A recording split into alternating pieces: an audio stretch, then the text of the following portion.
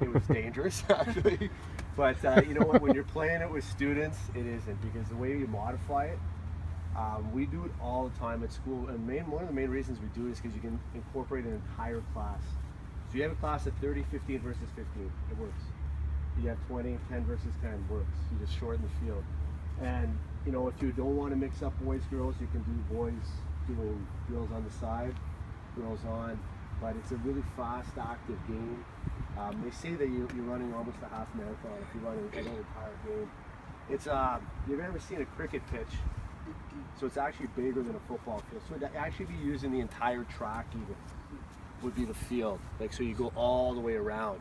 It's a very, very wide field. And the reason is because it can really kick. And the whole idea is to move the ball.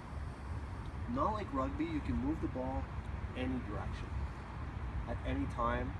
There's no backwards or forward. But the two ways of moving the ball, so we're going to practice that. So I'll tell you the main idea of the sport to begin with. The main idea is to kick it through the two big uprights. There is no crossbar. So if it goes and hits the crossbar, it'd be a point. So from the ground up, there are two big uprights, okay? And then outside of those two uprights are two small uprights. So if you kicked it between the two big ones, and it must be kicked, even if it was off the ground, even if it hit the ground, it has to be kicked through the two uprights. That's 6 points. You'll see a little guy in a white hat, and he'll run up and he'll do this after the score. Exactly. Unfortunately, sometimes the fans, if you're listening to the game, will yell something right before he does that. But I won't tell you what it is. It's not appropriate. They'll say how long, and then he goes like this. Anyway, that's not being taped, is it? If it's missed, it's this. So it's a 1 point. Missed means it went through the tall upright and the short upright. So we look at this side here, because on that side we all have the same size of cones. If you had different size of cones, that'd be the best way to do it. Two bigger cones, but two smaller cones on the outside, if you're not using the full field. With this size, yeah, we wouldn't use the full field. So half field is fine. Ways of moving the ball. This is an Aussie rules football, by the way. There's different sizes. This would be like probably a grade 4 or 5. But it's good for, I like using this size even with 7, 8, even with high school, because it's more manageable. But a good alternative is just using rugby balls. And if you don't have rugby balls, soccer balls work well as well. So how do I move the ball? The two ways that I can move the weight of the ball are by kicking it at any time, or by doing a hand pass. And the easiest concept of a hand pass is an underhand volleyball serve.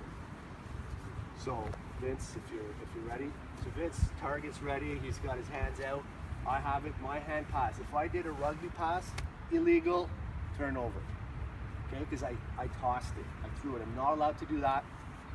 I'm not allowed to throw it like a football. I must do a hand pass like an underhand volleyball serve. So as you play Gaelic, anybody play Gaelic or has, so it's the same idea, okay, that part. In fact, the Aussie rules winners will play the Irish winners in Gaelic. They'll go to Australia and play a modified version of Aussie rules, and vice versa. They'll go to Ireland. So it's a very, very similar game.